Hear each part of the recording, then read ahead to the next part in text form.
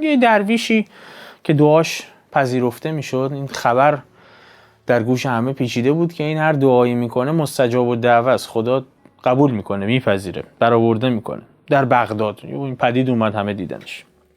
حجاج یوسف را خبر کردند، بخواندش و گفت دعای خیری بر من کن. این حجاج یوسف حجاج ابن یوسف هست. حجاج ابن یوسف ثقفی والی حجاز و عراق بوده. والی رو بهترین ترجمه‌ای که میشه ازش داشت استاندار یا فرماندار هست. بسیار سختگیر بود، به سفاکی و خونریزی مشهور بود. حالا ایه حال میفهمه که همچین درویشی از هر دعایی میکنه قبول میشه، میگه این صداش کنید برش دارید بیاریدش اینجا. میبرنش پیش حجاج ابن یوسف و برمیگرده به درویش میگه دعای خیری به من بکن، تو که هرچی میگی خدا میپذیره، دعای منم بکن. گفت خدایا جانش بستان. درویش یه لحظه رو کرد به خدا، احتمالاً یه نیشخندی هم زده بود، یه لبخندی هم به روی لب داشت و از خدا خواست که جون اینو بگیر، بکشش. گفت از بحر خدا این چه دعاست؟ حجاج ابن یوسف بهش نگاه کرد، گفت خدا خیرت بده، من تو رو گفتم بیای دعای خیر بکنی، چه دعایی؟ دعا کردی منو بکشه خدا؟ گفت دعای خیر است تو را و جمله مسلمانان را. گفت تو خبر نداری، من یه دعای هیبریدی کردم، با یه تیر دو نشون زدم، من تو رو دعا کردم، من بقیه مسلمانا رو.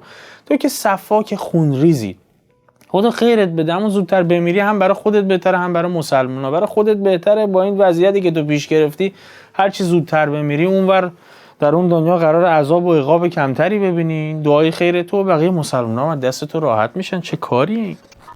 ای زبر دست زیر دست آزار، گرم تا کی بماند این بازار. زبر یعنی بالا، زیر یعنی پایین.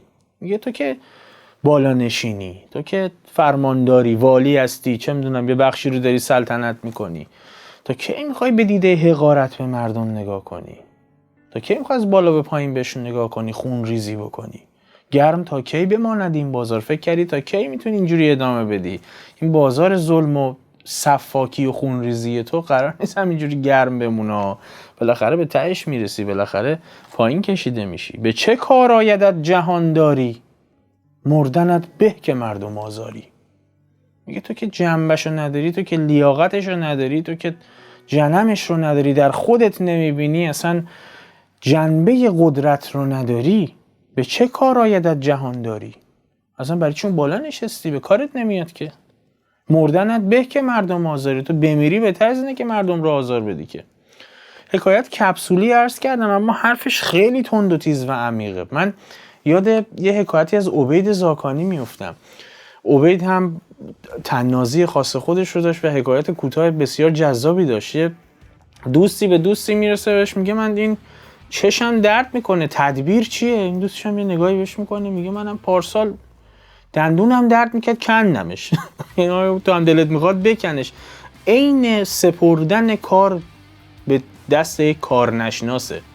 یعنی شما کسی رو بذارید کاری رو انجام بده که لایقش نیست، آگاهی ازش نداره. حالا چه دیگه اگه یه حاکم باشه، یک والی باشه، یک فرمانروا باشه که بدتر.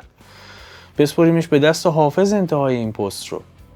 مباش در پی آزار و هرچه خواهی کن، که در شریعت ما غیر از این گناهی نیست. انان کشیده رو ای پادشاه کشور حسن، که نیست بر سر راهی که دادخواهی نیست. برسه به گوش اونایی که باید برسه.